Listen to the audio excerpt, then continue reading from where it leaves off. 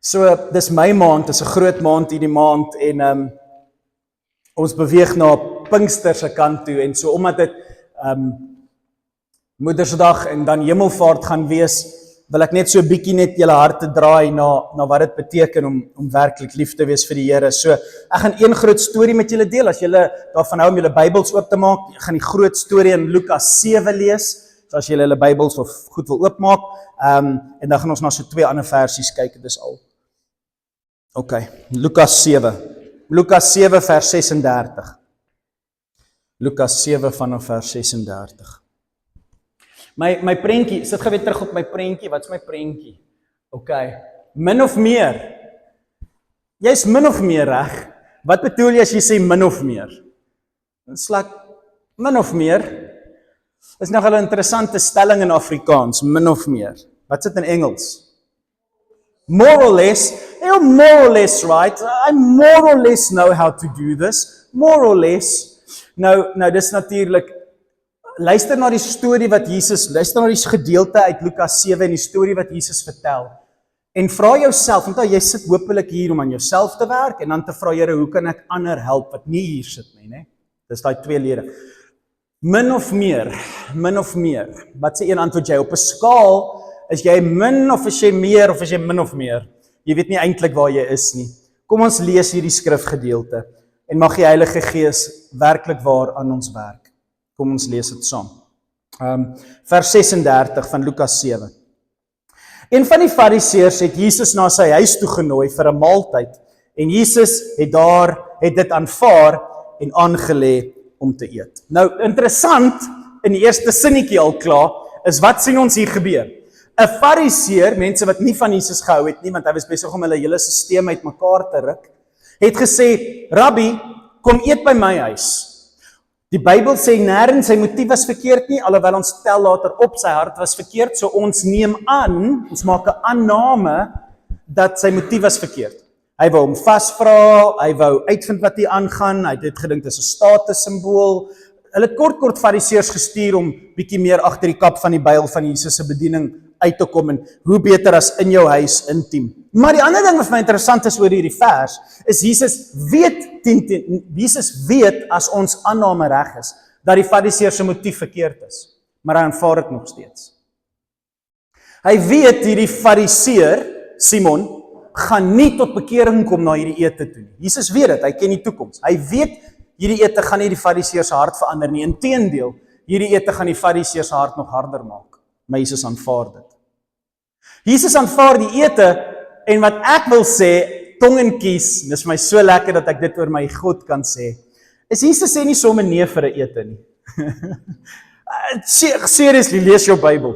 Jesus sê nie nee vir etes nie. Inteendeel, Jesus hou so baie daarvan om in mense se huise te gaan eet, dat soms stap hy net na iemand toe en sê, hey, jy in die boom, ek wil by jou huis gaan eet vandag. Hy nooi homself na mense se huise toe, iets wat ek sukkel om te doen, is deel van die swakheid van my posisie wat ek beklee, is ek nooi nie myself na mense se huise toe nie.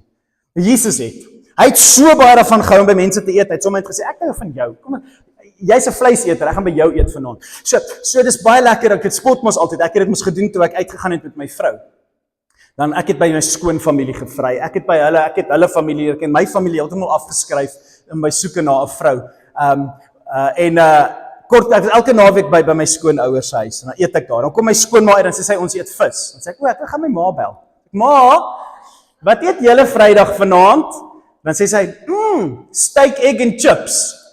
Dan lag ek, toe sê my naderhand tyd vir my, elke keer as ek haar bel en sê, wat eet julle, het sy geweet, ons eet seker vis of slaai of iets anders by die Howards. Dan maak sy ietsie wat ek van nou, sodat ek 'n bietjie daar gaan kuier. Dis hoe my ma my gekry het om met Michelle bietjie by hulle uit te kom, sy het net lekker kos gemaak, lekkerder as Amalia.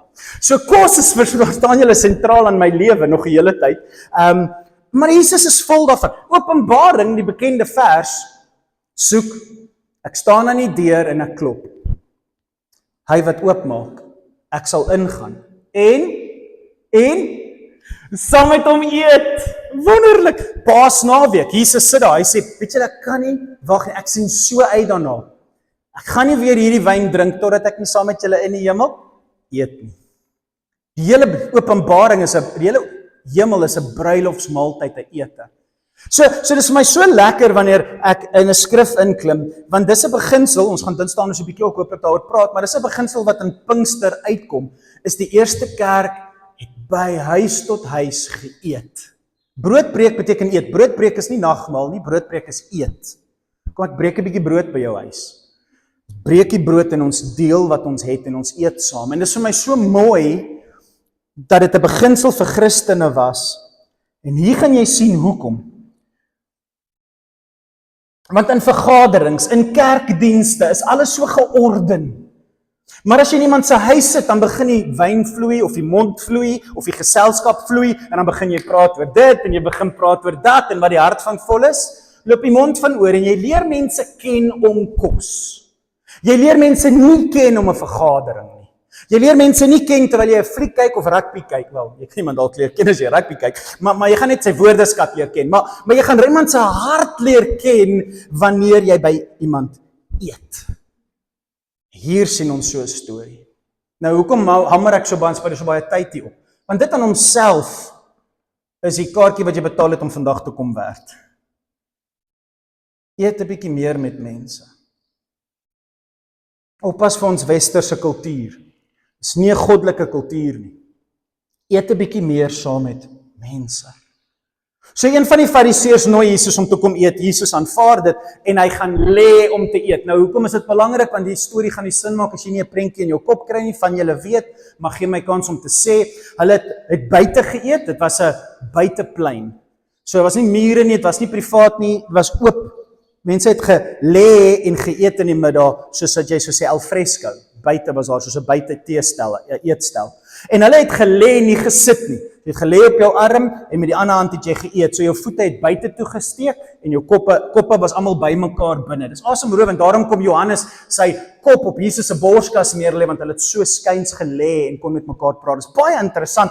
Moet dit nie doen nie, dit sal weird wees. Maar dit was in daai tyd baie interessant. Ons het so 'n bietjie daarvan gesmaak toe ek die tweede keer Israel toe was, het ons een so ete gehad. Dit was weird want dit pas nie by ons kultuur lekker nie. Maar dis hoe hulle geëet het. Hulle het gelê aan tafel. Dit sal vir ons Afrikaners sleg wees. Jy kan nie as jou elmboog op die tafel sit nie, wat tog van lê op die tafel. Okay, so vers 37. Kom ons fokus op die preek.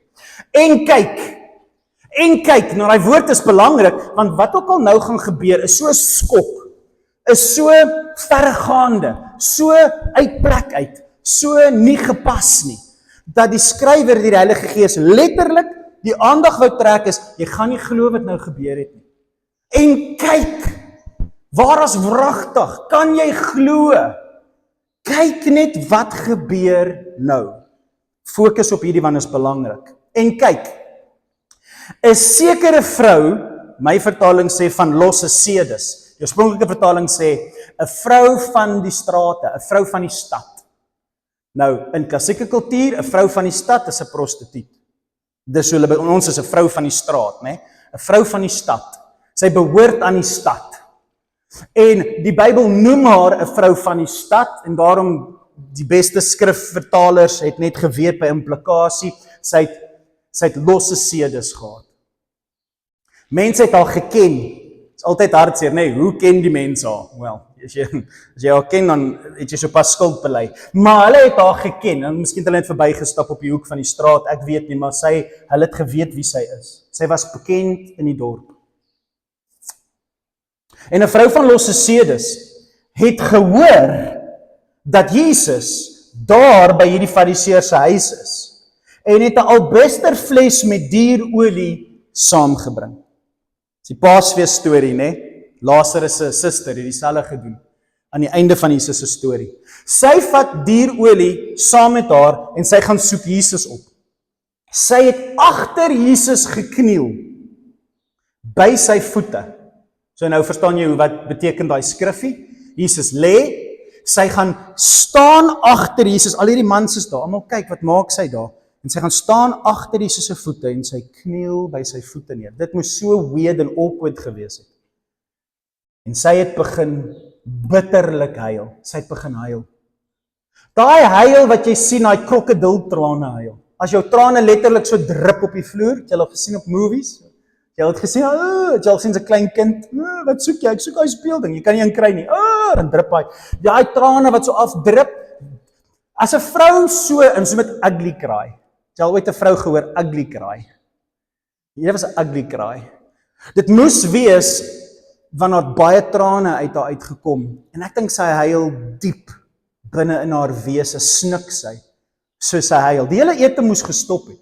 Alles hou op en alles fokus nou op hierdie vrou van onsedelike waardes, van losse sedes. Haar trane het op Jesus se voete geval. Kom julle, die Bybel jok nie, die Bybel oordryf nie wanneer hy stories vertel nie, dit is wat hulle ervaar het. Wat se tipe huil is dit?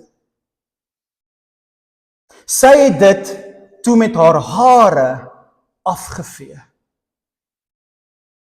Nou van julle ken die storie, so ek wil so lank vooruit gaan, want julle sal dit nou hoor, maar ek wil hê julle moet die beeld sien wat hier aangaan.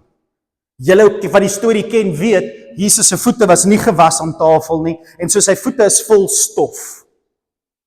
Nou verbeel jy drup water op stofvoete, wat word water en stof saam word? Modder. Hierdie vrou vat haar lang hare en sy vee die modder met haar hare af. Sy maak haarself vuil. Die idee by 'n tafel is om skoon te wees. Sy maak haarself vuil. Sy's 'n vrou wat bekend is met vuil wees. En sy vat haar hare en sy vee die modder van sy voete af en nou is daar modder en stof en water en goed wat vassit aan haar hare. Dis 'n en kyk daai skande. Dis 'n terrible situasie wat hier plaasvind vir almal om die tafel. Almal is 'n bietjie weird. Sy het sy voete bly soen. Nou sy voete is vol modder. So daar's nie net modder in sy hare nie, maar sy het dit bly soen. Jy sal hoor Jesus sê van die oomblik dat sy hier gekom het. Sy soen, so daar's modder op haar lippe. Daar's modder in haar hare. Sy is klaar 'n gross vrou wat niemand aan wil vat nie en niemand na wil kyk nie behalwe as hulle betaal. Sy's klaar iemand wat niemand wil sien nie. En nou is sy vol vuil goed. Disgusting. Nie van en dit is 'n fariseer se huis. Dis iemand wat in 'n fancy, symbolies en jy kodes nodig om by daai huis te gaan kuier. Man, hierdie is 'n mooi huis, dis 'n miljoene rande. Hier status, dis alles netjies, alles is op sy plek. Kan julle sien die boekrak? Kan julle sien hoe lyk die matte gevee? Kan julle sien hoe statig is hierdie fariseer? En nou kom dit in sy spasie in. Skandelik verby. Dit hoort nie in hierdie storie nie. Julle moet dit lees, anders gaan julle die hele punt mis. En sy soen hierdie vuil voete vol modder, en haar gesig is vol modder, en haar hare is vol modder, en toe sy meeste van die modder wegvee en wegsoen, vat sy hierdie duur olie, en sy smeer dit oor sy voete, sodat daar 'n reuk van aangenaamheid is, nie 'n reuk van modder nie. En sy smeer dit op hom, en op sy voete. Dis die agtergrond van die storie, jy moet dit sien. Vers 39. Toe die fariseer, wat die gasheer was, sien wat gebeur, en wie die vrou is, het hy vir homself gesê. So hy's disgusted met die situasie, hy's disgusted met die vrou, hy's disgusted met Jesus. Jy sou ook dalk gewees het. En so hy dink by homself, ek wil nie sê Christen nie, alhoewel in vandag se wêreld noem sulke mense hulle self Christene, almal noem hulle self Christene. So in die konteks van hierdie storie sou hy 'n Christen gewees het. Iemand wat die Bybel lees, iemand wat glo in God, iemand wat God eer met sy leefstyl en hoe hy leef en wat hy doen, eer hy God. Dit staan vandag bekend as Christendom. En so hierdie ou was 'n persoon wat God eer en die Bybel lees en elke Saterdag in die kerk sit en doen wat hy moet doen om God bly te maak. En hy dink by homself, 'n ou wat God soek met sy tradisie. Hy dink by homself, hierdie bewys, so dis vir die oue bewys. Ek wonder wat's vir ons bewyse. Maar hierdie ou het gesien, hierdie is vir hom 'n bewys. Hy het sy mind opgemaak, hy het nou besef dis wat dit is. Hierdie is vir my 'n bewys dat Jesus geen profeet is nie. En hy sê, ja, natuurlik nie, hy is die Messias. Hy is die seun van God, hy is nie 'n profeet nie. Nee, dis nie wat hy bedoel nie. Hy was nog bereid om Jesus as 'n profeet in sy huis in te nooi. Nou is hy jammer hy het Jesus ingenooi. Want hierdie man is nie eers 'n profeet nie. Hierdie is vir my 'n bewys dat Jesus niks belangriks is nie. As God hom werklik gestuur het, sou hy geweet het watter soort vrou, hier's die woord, hom aanraak. Fokus op daai woord, want Jesus gaan daarop klem lê, en jy moet daarop klem lê. Watter soort vrou hom aanraak? Sy is 'n sondaar. Vir hom in sy tradisie en sy Christendom was dit vir hom duidelik dat as jy meng met sulke mense, meng jou met die semels en die varke vreet jou op. Dit was vir hom duidelik dat hierdie ou nie eers weet wie sy is in die straat nie. Bid jy wat noem ons dit? Onderskeiding van geeste, of die Heilige Gees moet met jou praat, of jy is veronderstel om raak te sien wie daai persoon is. Dis daai geestelike mense wat soms net afkyk op jou omdat jy nie weet wat in die situasie aangaan om jou nie, en dan oordeel hulle jou. En hy oordeel Jesus gebaseer op die feit dat hy weet wie hierdie vrou is en sy raak aan hom. Mag 'n Jood aangeraak word deur sondaars? Die meeste van julle ken nou al klassieke kultuur, al baie oor gepraat, die antwoord is nee. Baie interessant, vir die van julle wat dit vervelig vind, maar dit is baie interessant. Jode, as hulle in die dorp inloop, sou hulle togas, hulle robes, sou hulle vasgebind het teen hulle lyf soos 'n stywe rokkie, soos 'n girl met 'n mooi stywe rokkie. Okay. Hy sou dit vasgebind het om sy lyf. Hier's hoekom. Want as die rok so beweeg, moet dit nie raak aan sondaars nie, want hy moet nou in die kerk of in sy huis instap. Hulle was so higiëne bewus as gevolg van God se wet van skoon wees, dat as jou rok vuil is onder, daar's 'n bietjie modder of stof aan en dit raak aan sondaars, moet jy hom uittrek en iets nuuts aantrek. Elke keer as jy dorp toe gaan, moet jy nuwe klere aantrek. En dit was 'n moeilike tyd. Om iets te was, moes jy vrou rivier toe gaan. Dit was nie soos vandag gooi dit in 'n masjien nie. Dit was moeite, en so jy het probeer skoon bly soveel soos jy kan. Jy het probeer heilig bly soveel soos jy kan. Vandag se Jode dra hulle heilige gebedsdoekie, jy moet ek pasies hieroor gehad het, hulle dra hulle gebedsdoekies onder hulle klere. As jy ooit verby inloop, sien jy die tosseltjies hang hier onder sy hemp of iets uit. Hulle dra hulle heilige gewaad, dit wat hulle ag as hierdie is my heiligheid, Here. Hulle dra dit onder hulle klere sodat ons heidene, julle, dit nie vuil maak nie. Sodat daar nie iets op dit kom nie, sodat as hy by die huis kom en hy trek sy hemp uit, dat sy gebedsdoekie skoon is voor die Here. Sy verstaan tot vandag toe nog 2000 jaar later, wat word hulle geleer oor as vuil mense aan jou raak, dis vir hulle nie lekker om te meng met sondaars nie. Tot vandag toe nog. En so hierdie ou het 'n rede om te sê wat hy sê, maar dit is my interessant. Sy raak aan Jesus. Toe Jesus Simon weet wat Simon dink en wat hy sê, het Jesus gereageer en gesê, Simon, het hy vir die fariseer gesê, ja, hier is mooi. Ek het iets om vir jou te sê. Simon antwoord, reg, leermeester, sê maar. Die arrogansie in Simon se hart, dat hy Jesus 'n leermeester noem, terwyl ons weet deur die Heilige Gees, dat hy sê, jy's geen profeet nie. Hy het Jesus klaar afgeskryf, maar hy noem Jesus 'n leermeester. Dis klaar sonde. Vir julle wat wakker is, dis klaar sonde. Simon is klaar vuil. Hy's klaar skynheilig. Hy is klaar vir Jesus afgeskryf as iemand wat nie van God afkom nie, maar wanneer hy hierdie man wat nie van God afkom nie aanspreek, spreek hy hom aan as iemand wat van God afkom. Skynheilig, se Moses. Die wette van Moses. So, die Bybel wil duidelik vir jou sê, hierdie ou is definitief 'n sondaar, hy weet dit net nie. Hy weet dit net nie. Hy weet dit net nie.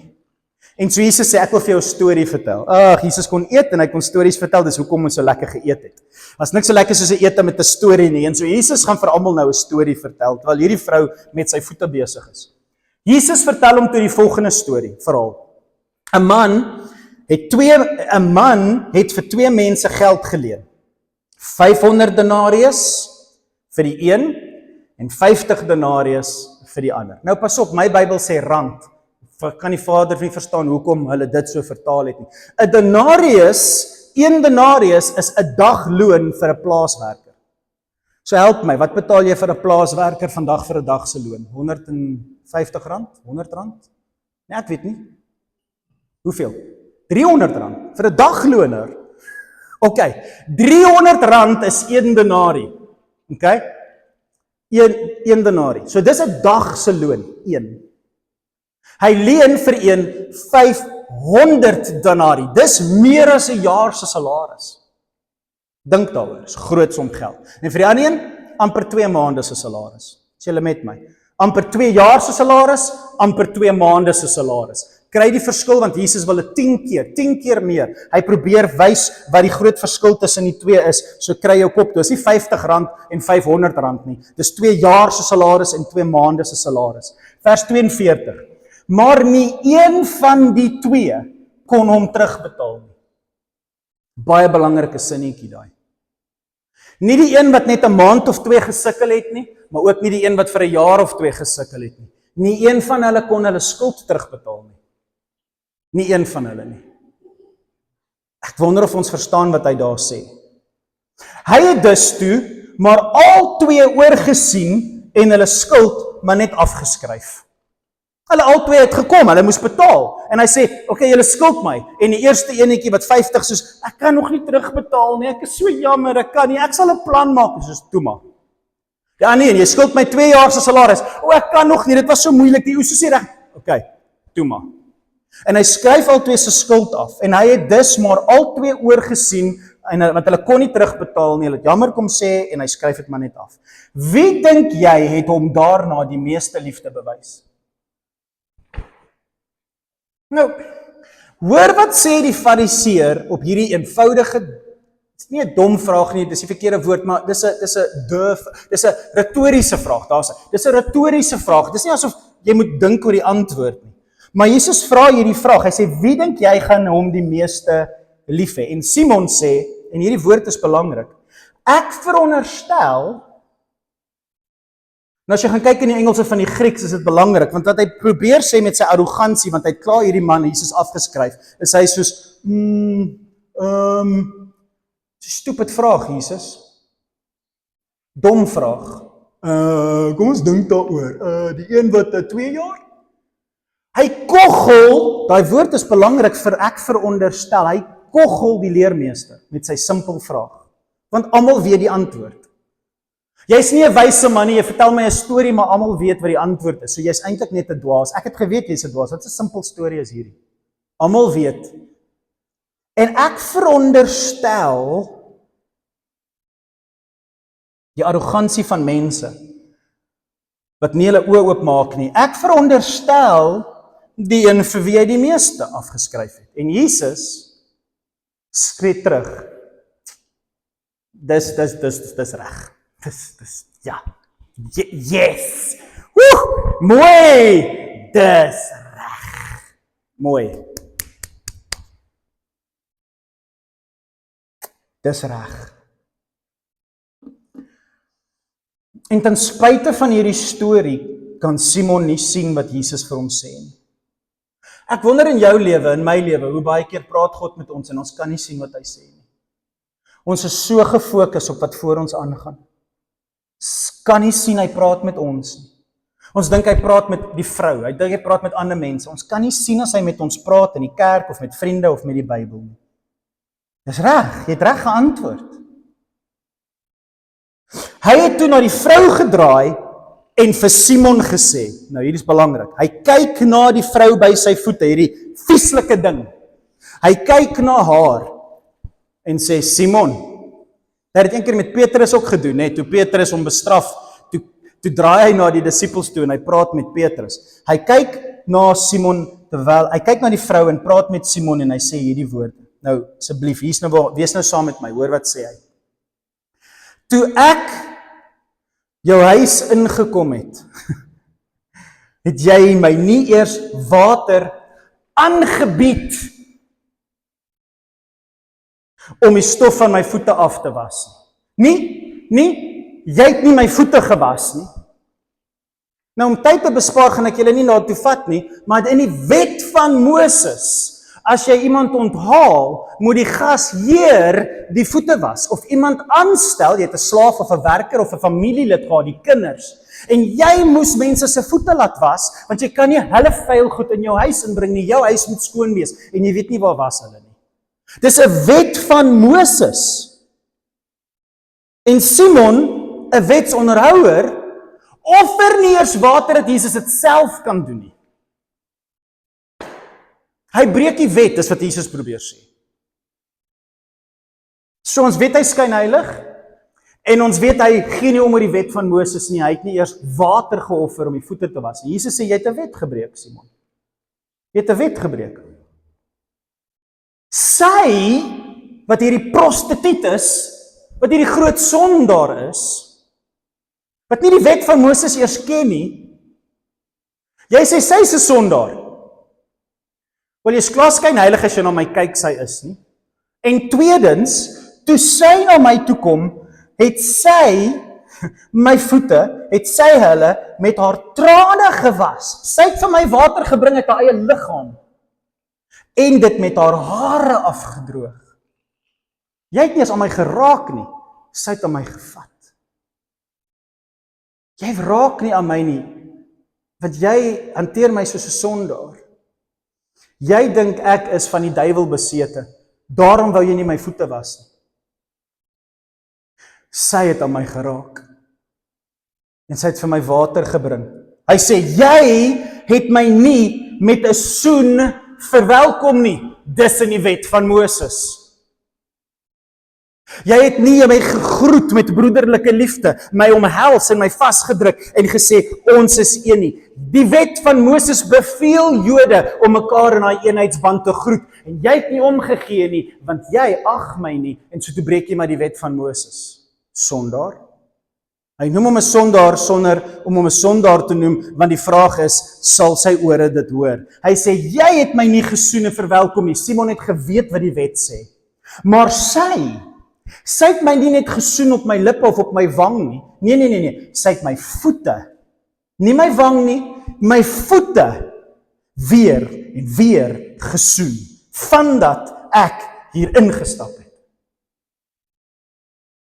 Wat se tipe mens soen die voete van iemand, as 'n ander ou nie eers sy wange wil soen nie?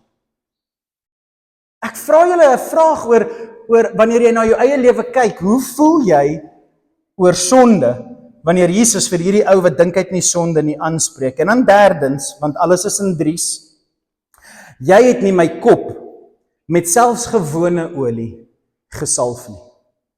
As Jesus 'n profeet is, en jy nooi 'n profeet in jou huis in, wat sê die wet van Moses moet jy met 'n profeet doen? Jy moet hom salf. Yes, dis 'n wet. Dis 'n wet. Jy salf die profeet, welkom hom in jou huis in jou familie in. Jy het nie eers gewone olie gevat om te doen wat die wet sê nie.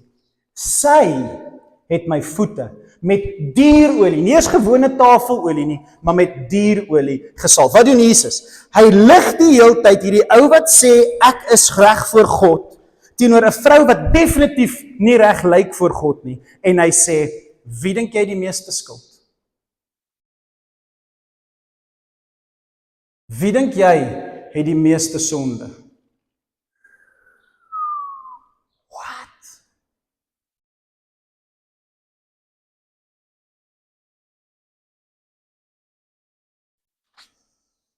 Ek sê vir jou, haar sondes, en dit is baie,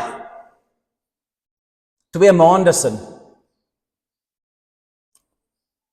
Ek sê vir jou, haar skuld is baie, maar dis vergewe. Omdat sy baie liefde aan my bewys het. Nou daai omdat beteken nie sy is vergewe omdat sy sy voete gesalf het en omdat sy hom gesoen het nie. Dis die teken, haar sondes is vergewe. Kyk daar, jy kan sien haar sondes is vergewe. Dis wat daar staan. Daar staan, jy kan sien sy het vryheid gekry. Kyk wat doen sy. Jy, my vriend. Kyk wat doen jy. Jy dink jou sondes is vergewe. Kyk wat doen jy. Kyk wat doen sy. Maar iemand vir wie min sondes vergewe is. So 'n persoon betoon maar min liefde, nee.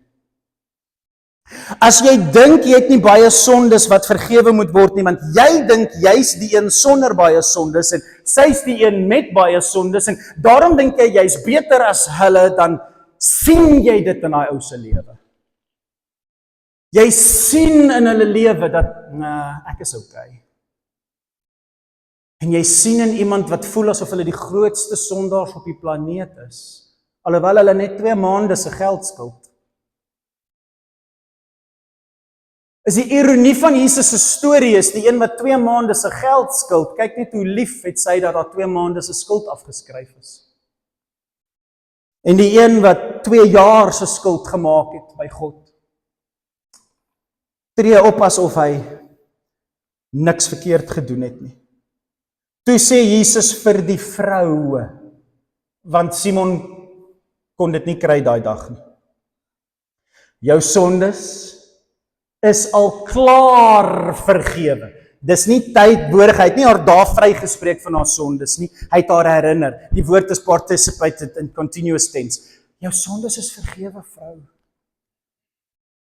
Ek weet jy doen wat jy doen, want jy ervaar dit in jou hart, en ek wil dit net vir jou sê, jou sondes is vergewe. Nou, hoekom sê hy iets vir haar wat sy weet? Ons ken nie die storie nie, ons weet nie of dit Maria Magdalena is nie, ons weet nie of hy voorheen met haar gepraat het en haar van demone bevry het nie, ons neem so aan, maar die Bybel sê dit nie, ons weet nie wie sy is nie. Al wat ons weet is, sy het verseker met Jesus te doen gehad, of 'n preek gehoor, en jammer gesê, en sy het vryheid gekry, en sy wil kom dankie sê. Maar hoekom sê Jesus hardop vir haar, jou sondes is vergewe? Want dit gaan nie oor haar nie, sy weet dit. Sy weet dit, dis hoekom sy daar is. Wie weet dit nie? Die mans aan die tafel sê toe onder mekaar, wie dink hierdie man is hy, om rond te gaan en sondes te vergewe?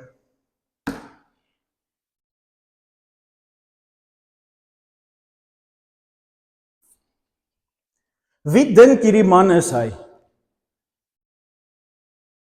En Jesus sê toe vir die vrou, jou geloof in my, by implikasie, dit staan nie in die Bybel nie, maar by implikasie, sy's besig met Jesus. Jou geloof, wat jy hier kom bewys het, aan my, jou geloof, het jou gered. Nie haar dade nie. Hoekom sê Jesus dit? Want ons dink, ons moet dinge doen vir God. As ek goeders doen vir God, gaan ek, nee. Wat jy doen was 'n resultaat van by jou redding wat klaar plaasgevind het. Jou geloof in wie ek is, het jou klaar gered. Dankie dat jy dit kom wys. Jou geloof, nie jou dade nie. Jou geloof in my het jou gered. Dis 'n belangrike sinnetjie daai. En hoor wat sê hy? Gaan in vrede. Een van die mooiste stories in die Bybel, en ek dink dit word so verkeerd verstaan deur ons as Christene. Wie die meeste sonde? Hy wat die Bybel ken, of hy wat dit nie ken nie? Wie word die meeste aanspreeklik gehou deur die Here? Hy wat weet of hy wat nie weet nie? En wanneer hy praat met hierdie fariseer, dan probeer hy vir ons iets vertel, en ons is nie die vrou nie. Miskien is van julle wat hier sit die vrou, wonderlik, great, ek hoop jy bewys jou liefde. Maar hy probeer eintlik vir ons vertel wie ons is. En so my vraag in my hart, wat ek vir julle wil huis toe mee stuur, is waar kom so 'n groot liefde wat hierdie vrou het vir God vandaan? Hoe kry jy so 'n liefde wat dit bewys, wat jou hele leefstyl wys net hoe dankbaar en lief jy is? Jy's nie arrogant nie, jy sit nie in jou kerk nie, en jy dink nie jy's beter nie, en jy probeer nie net alles werk sodat dit by jou pas nie. Jy's roekeloos met jou liefde, jy soen voete, jy het modder op jou, en jy raak betrokke met goed, en jou lewe is nie klinies skoon nie. Die Here weet ons Hebelito het 'n fyn aard van gemaak om klinies skoon te leef. Alles in ons lewens werk uit, dat ons moet so styf vashou om net te bestaan, en alles werk net so mooi, dat as iemand net aan ons lewens kom karring, dan val die hele kaarte om. Want alles is so sensitief, ons is so bang in ons land, om te leef, want die kleinste ding gaan alles verwoes. Ons weet dit, ons mans, ons vrouens, ons weet dit. En as gevolg van die vrees van ons samelewing in Suid-Afrika, het ons lewens so klinies begin hanteer, dat ons is skoon, en alles werk, en alles is fyn, en ek wil nie betrokke raak met dinge nie, want dit gaan net alles die mekaar maak. Dis ons is Simon. Ek is Simon.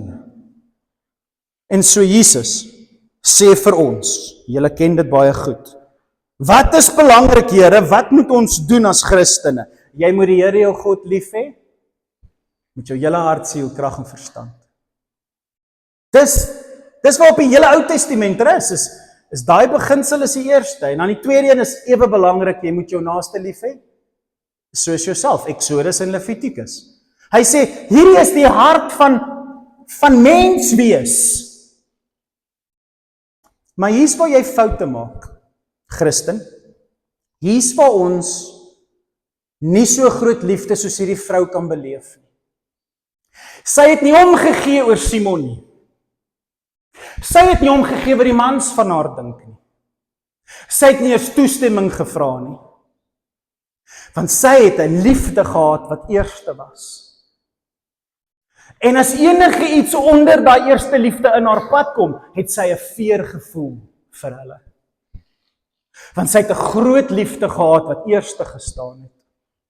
Ek weet wie Jesus is.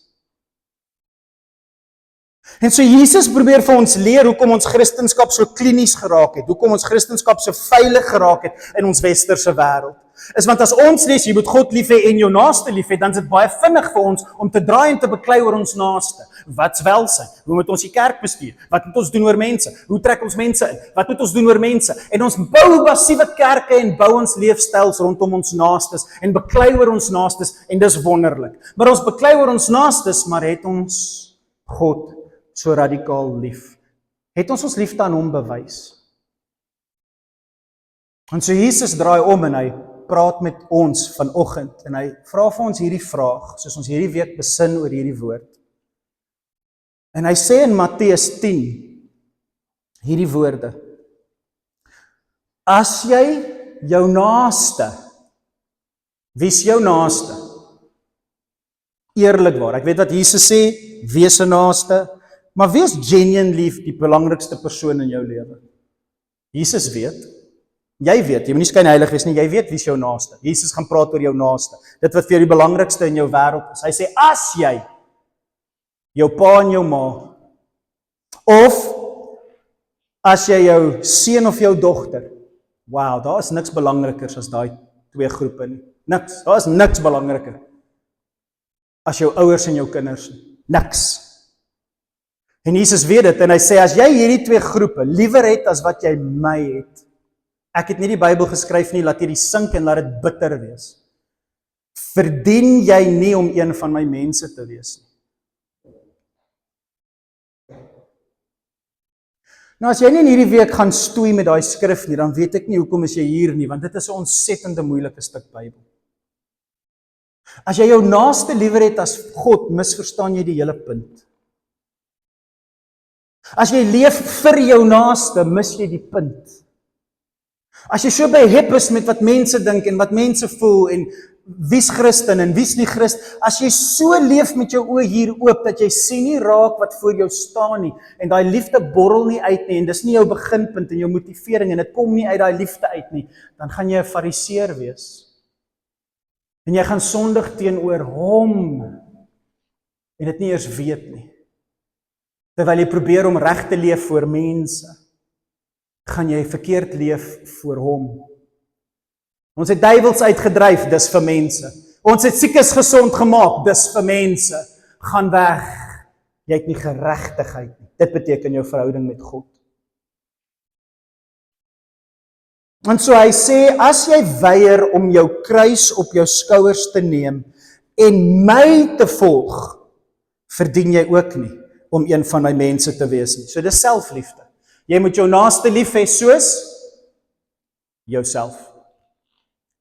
En as jy jouself so baie lief het, dat jy my liefde een kan stoot, en ek kan nie meer sien dat jy my lief het nie, Kan dit nie sien in jou houding en wat jy doen met jou lewe nie. Dat jy jouself lief en jy het mense om jou lief. Well done. Jy is so Simon die Fariseer.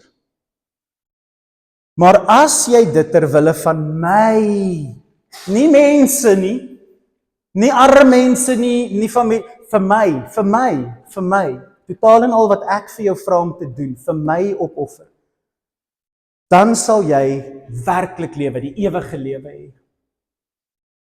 Die naaste wat ons aan dit kan kom is as iemand sy tassie pak en oor see gaan en doodgemaak word as 'n sendeling. Die naaste wat ons kan dink aan dit is mense wat in tronke beland vir die evangelie, nê, wat hulle vrouens het nou nie 'n man nie, hulle kinders het nie 'n pa nie, en jy sien hierdie stories oor mense, mates wat hulle lewe weggooi en hulle het nie 'n veilige lewe wat ons het nie en hulle doen dit vir die evangelie en hulle doen dit want God het hulle gevra om dit te doen. Wat vra God vir jou om te doen? Kan jy my ooit antwoord? En miskien het jy op 'n stadium gevra wat wil God vir jou hê en jy het ophou vra want jy het nie antwoorde gekry nie en nou leef jy net vir jou naaste. En jy doen goed. Ons doen goed. Leefgemeente se mense is goeie mense. Ons is die sout van Ballito. Ek sê dit reguit want dit is waar. Almal wat hier sit, julle is sout van Ballito. Julle is goeie mense. En tog sê Jesus, jy soen nie my voete nie en daar's nie 'n aroma nie en mense moet dit jy raak nie stil in die oggende nie. Jy maak nie jou Bybel uit jou eie hart uit oop nie. Jy het nie 'n lied in jou hart as jy dink aan my nie. Jy is altyd gefokus op mense. En net ek kan mense lief hê. Net ek het die liefde vir mense. Ek het my lewe vir hulle gegee, nie jy nie. En as jy nie in my kom wegkruip nie, gaan die liefde wat jy vir mense hê vals wees. En dit gaan nie werk nie. Kom kruip in my weg, kom wys jy's lief vir my. En so, ek vra jou die vraag. Hoeveel is jou kinders vir jou werd? Nou, hier is 'n gevaarlike vraag. As ek vir jou 'n biljoen rand gee, sal jy jou kinders weggee. Okay, sit neer daai hand. Nee, ek het nie 'n biljoen rand vir jou nie. Okay? Nee, Willem, jy kan nie. Nee, ek het nie geld vir jou nie. Nee. So, okay, nee, jong kinders, nou nie groot kinders nie. Is jou kinders 'n biljoen rand werd? Ek meen, nee. Ek wil nie sê is jou vrou 'n biljoen rand werd nie. Dis huwelikskrisisse, maar is jou kinders vir jou 'n biljoen rand werd? Nee, 'n triljoen rand? Nee. Wat is jou naaste vir jou werd? Nou hier's my vraag. Ek weet hoekom ons nie ons liefde wys nie, hoekom ons so veilig leef. Want wat is die ewige lewe vir jou werd? En wat ons nie hoef te betaal om te gaan nie, wys ons nie ons dankbaarheid nie. Wat is Jesus werd? Is hy werd om in die oggend op te staan en te sê, ek gaan stil raak, ek gaan my Bybel leer ken, ek gaan ophou luister na pastore alleenlik, en luister na Jesus hoofsaaklik. Hoe baie is Jesus vir jou werd in vergelyking met jou kinders? Die moeite wat jy met jou kinders doen, sien God daai moeite vir hom. En ek weet nie hoe dit lyk vir jou nie. Maar dis dade, dis goed wat jy doen. Dis huil, dis voete was, dis olie, dis soene, dis iets. Dis sigbaar. Ek vra Leefgemeente die vraag, kan jy vir God sê, Here, my liefde is sigbaar, nie net intern nie. Want ware Christendom word getransformeer na iemand, ware Christene word getransformeer na iemand wat Jesus liewer het as enigiets anders in die skepping. Want hy is jou ware skat. Maar ek sê niks niets vanoggend nie, almal weet dit. Die vraag wat jy mee moet stoei is, what you gonna do about it? Bewys dit so 'n bietjie. Nie om hemel toe te gaan nie. En nie om vergewe te word nie, en nie om sy liefde te kry nie. Jy het dit. Maar weet jy wat? Bewys dit so 'n bietjie. Nie vir my sê jy gee geld vir arme mense nie, dalk is jy net lief vir mense. Gaan bewys dit en wees lief vir hom. Hoe lyk dit vir jou? Vra daai vraag. Gaan bewys Jesus jy's lief vir hom. Gaan wys hom jy's lief vir hom. Raak stil en wonder hoe om dit te doen. Wys hom jy's lief vir hom. Want Pinkster kom. En dan gaan hy mense wat lief is vir hom stuur. Maar ons kan nie so Simon gaan nie. So ek eindig. En dis 'n moeilike vers hierdie. Ek weet nie hoekom. Julle verstaan, julle raak vir my kwaad, nie vir my. Ek gaan slaap laat in die aand want ek wil nie hierdie goed lees nie. Kan nie verstaan hoekom ek hierdie vers vir julle moet lees nie. Paulus eindig sy brief in Korintiërs af en hy groet Christene, mense wat God liefhet. 'n Kerk in Korinte wat sukkel en beklei met mekaar en daar's mense wat met hulle skoonma slaap en dis chaos in die kerk. Dis waar ons in Korintiërs 13 en 12 en 14 oor gawes. Dis 'n kerk in chaos. Christene in sonde. En hy eindig sy brief aan hierdie kerk in chaos met hierdie woorde en dit is vir my 'n verskriklike manier om Christene te groet. En tog is dit die Bybel wat ek nie geskryf het nie. En so hoor wat sê Paulus in die gees as hy sy kerk groet. Dis die laaste versies in 1 Korintiërs 16. Die gemeentes hier waar ek is, kerke. Jy kan nie die Here alleen in 'n huis of in 'n selgroep dien nie. Dis nie die Bybel nie. Gemeentes, mense wat saamkom as 'n familie. Ons gemeentes hier groet julle hartlik. So groet mekaar met die soen van Christus se liefde. Bewys jy gee om oor die mense in jou kerk. Nie vir my sê jy's lief vir Leefgemeente nie. Wys dit. Kom vroeër kerk toe en kuier 'n bietjie met iemand. Bly na die diens en kuier met iemand. Soen iemand. Soen iemand. Want Simon die Fariseer het nie eens geraak aan Jesus nie, maar hy was baie lief vir God. En het 10% van sy krye vir die armes gegee, soos elke Fariseer sou gedoen het.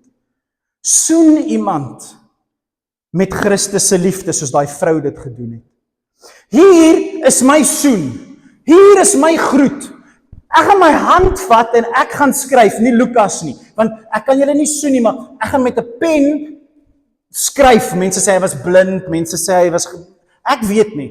Hy kon nie mooi skryf nie. Titien was hy soos 'n dokter, niemand kon lees wat hy skryf nie. I don't know, hy was 'n slim man, maar hy sê ek wil julle soen op hierdie manier. Hierso ek vir julle wil wys ek is lief vir julle. Ek gaan gou die pen optel en ek gaan gou iets neerskryf. En hy skryf in sy eie, is die enigste plek in die Bybel waar ons dit kry. Hy soen die Christene deur om te sê ek is Paulus en ek skryf nou hierdie met my eie hand. Dis hoe hy bewys hy's lief vir Jesus. En hy wil hê mense moet dit sien. Hy doen iets daaromtrent en dan hoor wat sê hy. Julle, hierdie is verskriklik. As iemand die Here nie lief het nie, laat hom dan vir jou soos 'n vloek wees.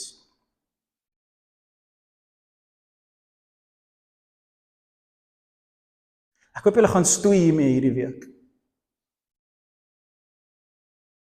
Wanneer dit kom oor om te besef wat 'n sondaar jy is en hoe baie jy die hel verdien en hoe baie duisende jy by die Here geleen het en hoe baie jy hom skuld. En mense trek jou aandag af en hulle is nie lief vir Jesus nie, hulle hou jou besig met die snert van hierdie wêreld en jy gee meer liefde vir hulle. Jy gee meer liefde of meer om vir 'n boemelaar en meer om vir mense in jou, jy gee meer om vir die dinge in jou wêreld, jou kinders, as jou tyd saam met Jesus. Dan gaan jou lewe soos 'n vloek wees. Pas op vir mense wat nie lief is vir Jesus nie. Hulle lewe is 'n vloek, so Simon se. Dis vreeslike woorde hierdie. Laat hom vir jou soos 'n vloek wees. Ek moet nog baie met hierdie stoei. Ek wou dit nie vandag vir julle lees nie, want ek stoei hiermee, maar daar staan dit. En pas op vir mense wat nie praat oor Jesus nie, maar jou huwelik wil fix en jou wil vertel oor genesing. En pas op vir mense wat nie na jou toe kom met 'n liefde van Jesus nie. Dis wat daar staan. En dan sê hy, want Jesus kom gou terug. Maranatha. Hy skryf die woord met sy hand. Maranatha. Want Jesus kom gou terug. Voel jy dit? Beleef jy dit? Is jy opgewonde? Doen jy iets oor Jesus wat terugkom? Hy sê Maranatha. Mag die onverdiende goedheid van ons Here Jesus Christus met julle wees. Mag die onverdiende goedheid wat hierdie vrou, hierdie prostituut beleef het, daai soen wat sy voete mee gesoen het, mag dit jy wees, mag jy haar wees, mag jy by sy voete lê, mag jy vol van die modder wees wat op jou is, mag jy net by hom gaan lê, die onverdiende goedheid van daai prostituut, mag dit jy wees. En dan sê hy, en mag my liefde, Paulus se liefde, mag my liefde met julle almal in Christus Jesus bly. Tweede, weet dit ek is ook lief vir julle. Mag julle weet ek is ook lief vir julle. Want julle is lief vir Jesus. En ons is lief vir mekaar. Betoon jou liefde hierdie week, Leefgemeente. Gaan betoon jou liefde, nie vir my, gaan betoon jou liefde aan God.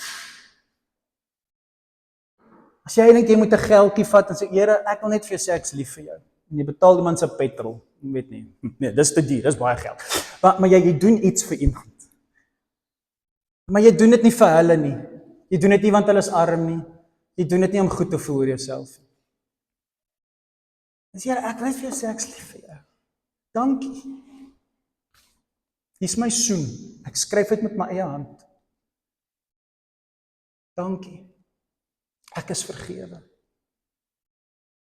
Leefgemeente, moenie Simon wees nie. Jy het baie sonde. En waar kom 'n groot liefde vandaan? Deur om te besef jy is die groter sondaar. Jy is die groter sondaar. Jy skuld hom 500 denarii. Nie net 50 nie. Kom ons bid saam. Ons Hemelse Vader, ons liefde word groter wanneer ons besef hoeveel ons skuld. Ons liefde word groter wanneer ons ophou kyk na ander mense en hulle oordeel en hoe hulle Christendom moet leef en wat hulle moet doen en hoe hulle na U luister. En ons kyk na onsself in die spieël en sê, maar ek is die een. Ek is die een. En daai liefde is hierdie vrou is 'n asemrowende voorbeeld aan ons, Here. Om nie om te gee wat mense van ons dink nie. Om nie om te gee wat mense sê nie. Om te sê as dit is hoe jy dit wil hê, dan doen ek dit so. Dis wat jy wil hê. En dit maak nie vir my altyd sin nie en dit werk nie eintlik vir my so lekker uit nie. Dit doen nie wat ek wil hê dit moet doen nie.